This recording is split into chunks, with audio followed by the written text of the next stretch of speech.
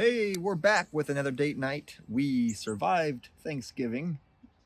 Very much so. Yep, it was a good Thanksgiving. Hope you guys had a great one too.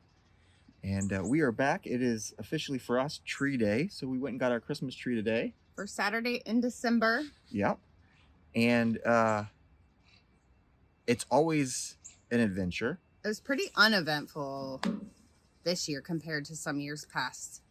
That's true. In regards to many things like weather, our kids' relationship, or arguing, your and my conflict sometimes. Never. All those little things, like you want it to have the right feel. Like if it's 70 degrees and sunny and blue sky, it doesn't have quite the like getting a tree feel. I feel like everything kind of aligned this year. It was nice. It was, as you can see, gray and overcast. A little bit cool. You got some sap on your tongue. Yep. I was looking at all the trees. A little bit cool, which is what you want. Yeah. You know, a little bit on the chilly side. Had to wear your jacket and your hat. Mm-hmm. Yeah, that's good. I remember one year we went and it was like fierce winds, 20 degree. It was really, really. Well, and then when I was pregnant with our daughter, we were talking about that today. We went and it was an ice storm. And so the rest of our family that would typically, we would all go together, didn't want to fare the weather. And I was like, I don't know. So nervous being in a vehicle with a baby in my womb. Not this guy. I'm going. You were diehard. It's tradition, baby. But we also found out something very interesting today about tying of the tree to the car. Don't you think like we've understood now? Yeah. So the stress. Yeah. So in years past, I would be the one mainly tying the tree to the car. Top of the car. We would both kind of balance with like, your help, grab the rope, whatever. But you would be like the nodder and figure out where. And then on the way home, we would proceed to drive, 70 miles an hour down the highway with this tree, and we have a moonroof. Was it a moonroof or skylight or whatever you call it in the car? So we would open that and look. And each time we'd go down the highway, you could see the trees just scooting back a little bit further. Inevitably, everyone in the car typically freaks out. Yes. Well, except you who tied the knots, right? So you feel confident. Okay, no, I know what I did. There's no way that tree's coming off there. But for the rest of us, it was like, we got to pull over. We've had some stressful, pull over, Dad, now. I'm freaking out. Yeah. Between you or our daughter or our son trying to interject or whatever. One year we pulled over at a Home Depot and got more twine, remember? That was like 3 years ago. Oh, really? Yeah, we got the free Home Depot twine. We're like, all right, we'll tie it more to the car or tie it tighter to the car or whatever because the kids were really stressed out about it. Sorry, Home Depot, we didn't buy anything from you. Oh, I'm sorry. You good? I'm sorry. We didn't buy anything from you, but we're gonna borrow your twine. Well, they probably get that wholesale so cheap, whatever. But yeah, and then but today I tied it. Oh, that's right. And and it was the first year because I almost contemplated, honestly, not even getting, cutting one down this year. Not going to happen. I did mention that the stress of choosing one and then, so we've been there years when they haven't had a wide selection. Yeah, sometimes the it's been slim pretty. Pickens. It's been Charlie Brown Christmas tree. And we were like, we're out here walking around and we're not finding anything. We've had some really chubby chunkers that were about 4.5 feet tall, 4.5 feet wide. Like square trees. Well, and we had our share of not only getting the tree as an adventure, but then getting it home and setting it up. Yes. We've had some doozies of some trees. We were talking to our kids about that on the way back from the tree farm today. One year we had a tree set up, everything was decorated. It's great. And we were watering it regularly. But at some point I noticed it was no longer, the water wasn't really going down. And I never noticed because I never water it. And I'm horrible. Yeah. So, but I think an avid waterer. You're really good at that. Just consistent with doing. Which speaks to our life as a whole. But the tree must have sapped over on the bottom or something because it was no longer absorbing water. But we didn't realize this. And it got to the point where if you walked with a heavy foot by the tree. It was like a week before Christmas. If you walked past a tree, it would sound like little snow, all the needles. I think on Charlie Brown's Christmas, doesn't that have that sound whenever he brings the little tiny, like the poor pitiful tree. I think it makes that sound in the video too, where it's like, yeah. But you would hear that every time you walk by the tree, and the tree would just get sparser and sparser. And by the week before Christmas, there was no needles on it. We had a stick tree. We had a stick of ornaments. It was, I don't know if it was a stick, but it was pretty rough. Bad. Yeah. Yeah, that was. I mean, it was like a middle-aged man, that tree. The nice thing though is that so we have this, and we've mentioned this before, I think, that on New Year's Eve, we take the tree down and we burn it as kind of signifying out with the old, in with the new. And the nice thing about that year was the tree was like a sparkler. Yeah. And if it was cold outside, we didn't have to be there long. It was like, no, tree's done. Yeah, dry tree. Go back Gone. in. Yeah. Dead. Well, and then we had one year we had a tree that kept falling over, so we had like a hook in the ceiling for like a potted plant or whatever, the hanging plant, and we actually took fishing line and tied it to the top of the Christmas tree, lined it up with that hook, and then tied it to the hook so the tree. That's a brilliant way. I mean, it didn't it's fall like over the after duct that. tape of Christmas trees. Mm-hmm. That was smart on our part because it stood up. It made it the whole way. Yeah. And then to take the tree down, all you do is cut that fishing line and just fall over. Which is funny because our daughter's favorite thing now is to cut the netting around the tree. The bundling, the material they use. Which today was funny because she was like, Mom, look. And then she cut one spot that minute she asked me to look, and it was like, pew! Yeah. It's like, look how satisfying it is when you cut one of these and the whole tree basically exploded on her. It was like Christmas vacation. She's like, the whoa. Best part. Yeah. She's like, that scared me. Little full. It's not going in our yard, Russ.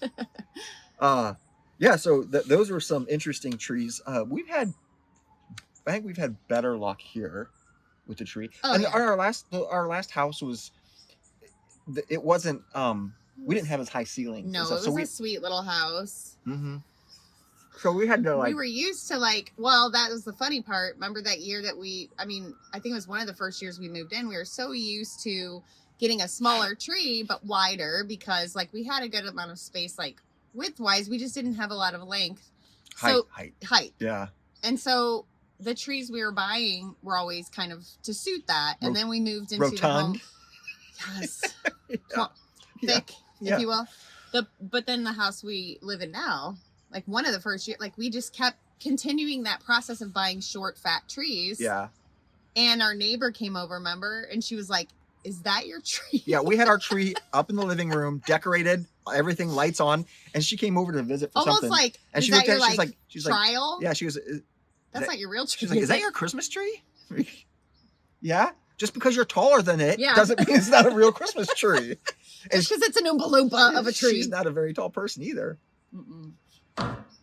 So we've learned since at then, one point we got more wise and we thought, okay, it's gotta be taller than you. And a lot of that had to do with me being a cheapskate and getting the cheaper tree, and so we kind of upped our budget with that and went a little bigger, a little taller, which also comes from increasing your age and ability to pay for a nicer tree. Yeah. I mean, we were as we became fuller.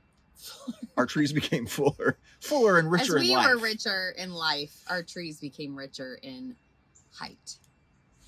Less thick. What did our son say? He was gonna get the tree. If we got a fat tree this year, he was gonna get a subscription to Weight Watchers for the tree for Christmas. Yeah. Like, okay, all right, that's fun. It was actually, it was nice out there. Mm-hmm. And then we have these, since we've been going there, which has been quite a while now, we figured today, 15? It's been 15 years, one of which, out of 16 actually. So 15 years consistently we've been going to the same tree farm, but one of the years out of 16, we went to a different tree farm. But here's the thing we like about the tree farm we go to, is that they have this cute little place inside that's got a train. There's a big sled. So we have always taken a photograph in the sled. Yeah. Santa's sleigh. There's just, it exudes that thing you want of the holidays that are constant traditions. Right. So even though, for years, I was the little girl going with my family. Then we went with my parents and siblings. And then it kind of like the torch passed. Like now they're kind of like they've got their tree. Now they do artificial tree. They do artificial. Yeah. Walking long distances is difficult. Sitting where it's uncomfortable because you're in a wagon. You go out. You're walking indefinitely. It's bumpy. And cold. And just so all the things. So like now it's passed on. But we've even inherited like when we go is like similar to like my growing up, and it was always the first weekend in December. But just.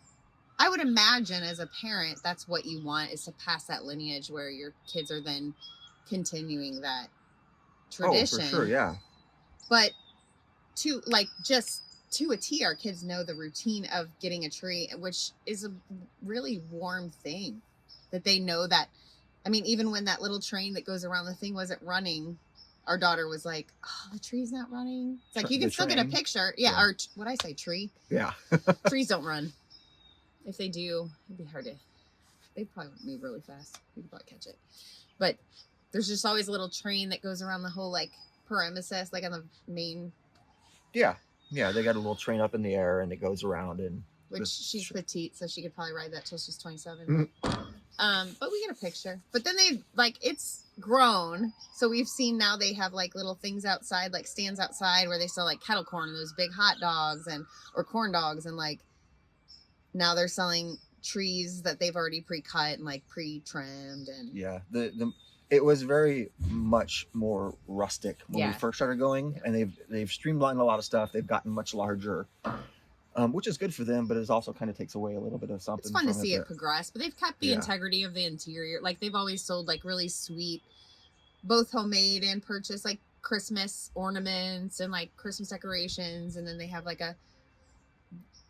Again, like the train set inside, but then they also like what we've done every year. They sell hot dogs, cocoa, chips, and we always sit and have, even if it's a crappy hot dog, like we don't care. There's something about that. Just fun. Like it's going to the baseball game and getting a beer and a hot dog. Right. Like you're gonna pay $25 for that. It's ridiculous. It's not great. No. But it's just you do it. But it's something you relied on. Like we know the routine. And it's become something that without that, you feel like you've kind of like cheated yourself on that experience. Yeah. I want that crappy hot dog. So aside from the tree and acquiring said tree and decorating, I know we've talked about favorite holidays and stuff, but what's your favorite part about like Christmas? I don't know. Christmas season. So I was thinking about leading up to knowing that we were doing this video, I was kind of having a moment where I thought, I said Thanksgiving is my favorite, but now that I'm getting out all the Christmas stuff, like prepping our house and making it Christmassy is really, really like special to me. I love that. Yeah. I would turn our house into like a Macy's. You pretty much do. It is so fun to me. You do a great job with that. There is a feeling when you're around Christmas decor that you cannot, there's no other feeling. Yeah, I agree. That is my favorite thing about the holiday.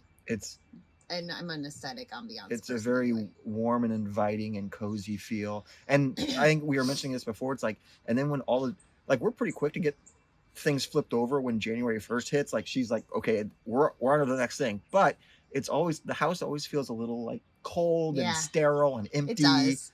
And the lights are gone, and it gets very much like.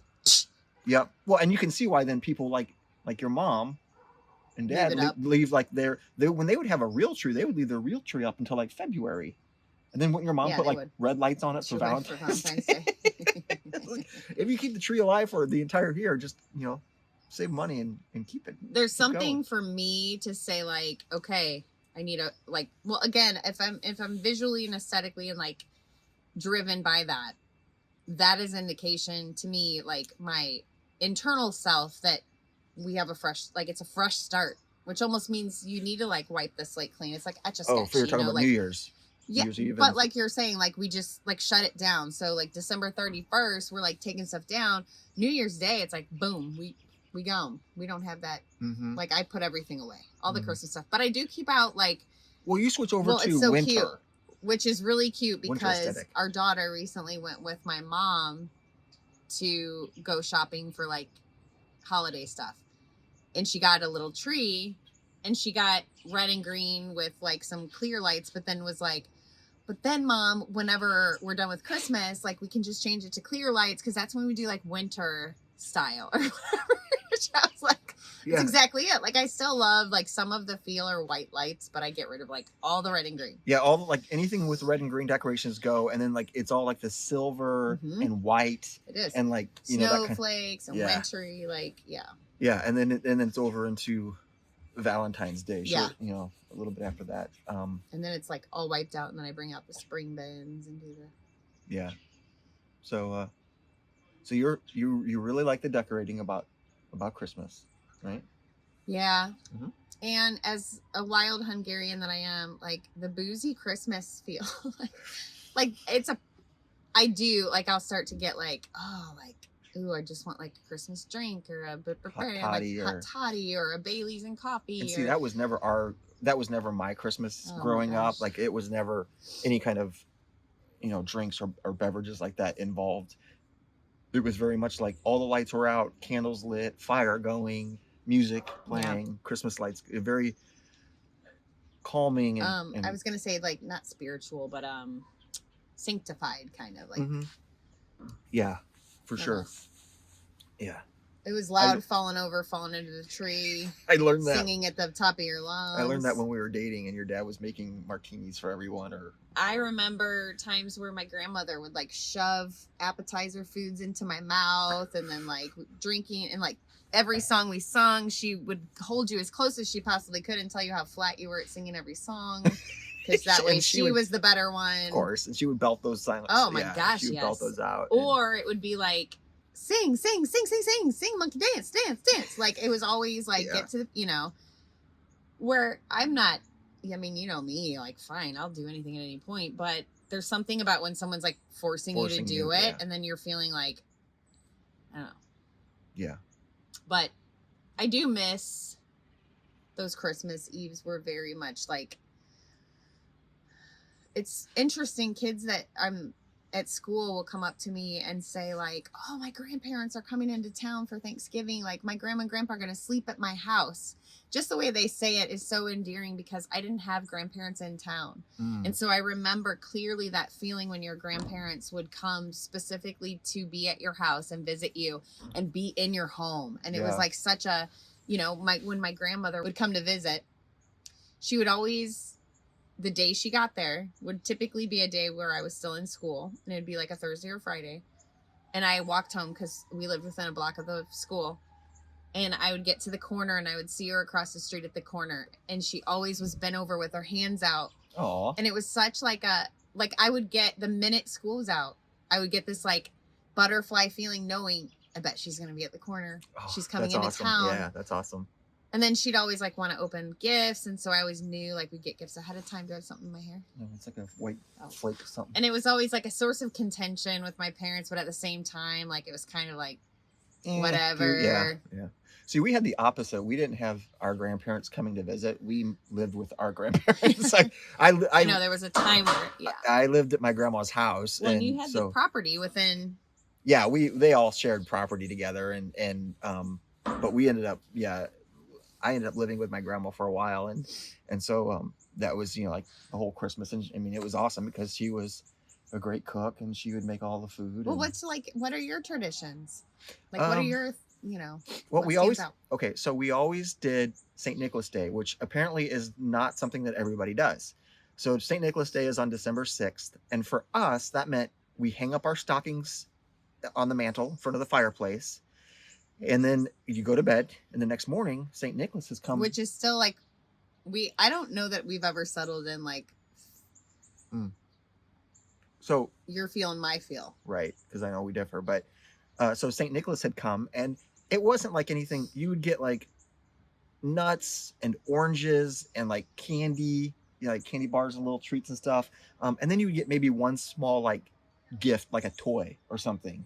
And but it was super exciting, and December 6th was my dad's birthday, so and he celebrated St. Nicholas Day as a kid. He grew up Catholic. I don't know if it's it is a Catholic celebration, so that's why I think it's not super common. Yeah, we grew up with St. Nicholas Day every year, December 6th, and then really not much else happened until Christmas Eve. My mom would always allow us to open one present on Christmas Eve. Was it like the Christmas jammies?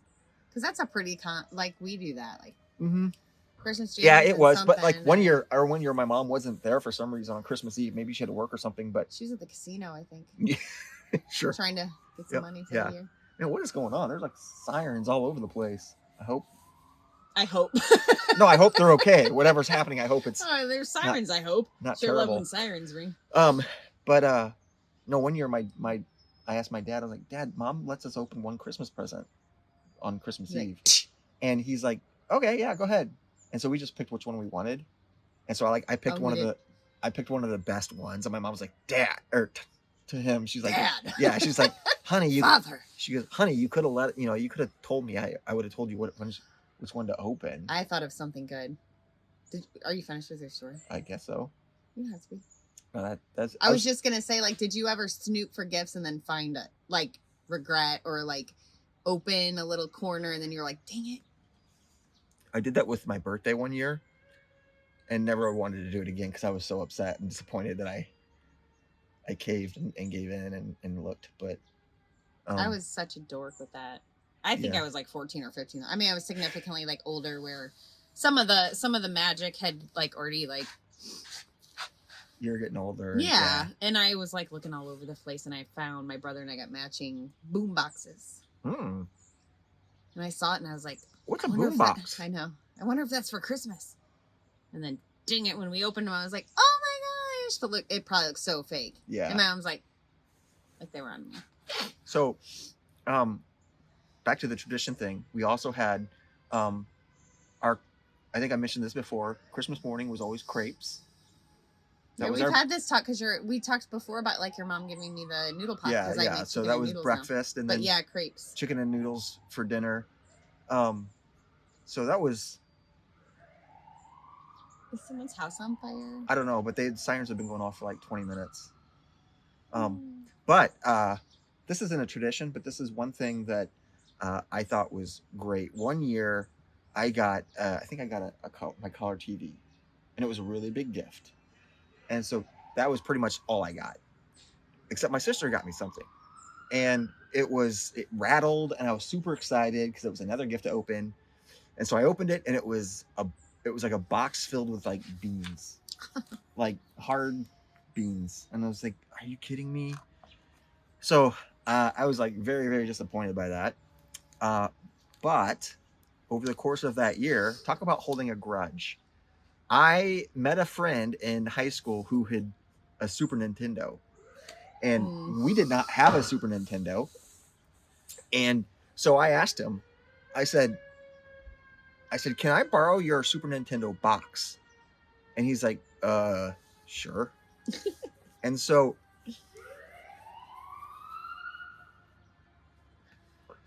I wrapped it up and put it under the tree Christmas night after my sister had gone to bed, and said it was to me from Santa, and waited. Oh, sorry. You know what I think that is? What? The Santa thing. Whenever Santa comes on the fire trucks. Oh. And they tour different streets around it. I think that's what that makes is. sense. Of course, we're doing a video while that's happening. Anyway, so I had just opened a bunch of presents, and this is ridiculous. I just opened a bunch of presents, and then I waited to the end to open up the Super Nintendo box, and I opened it, and my sister's face, her jaw hit the floor. She's like, "No way!" Because I had already gotten so much stuff, and I was like super excited. Really putting on the show. And she's like, "That's no fair!" And then I threw the box at her, and I was like, "Got you! Get me beans. Here you go." It is Santa. I told you. Oh, I love that. I wonder if you can hear him say, "Ho, ho, ho." They've never come down our street. I didn't even know that was a thing. You didn't? The Santa truck?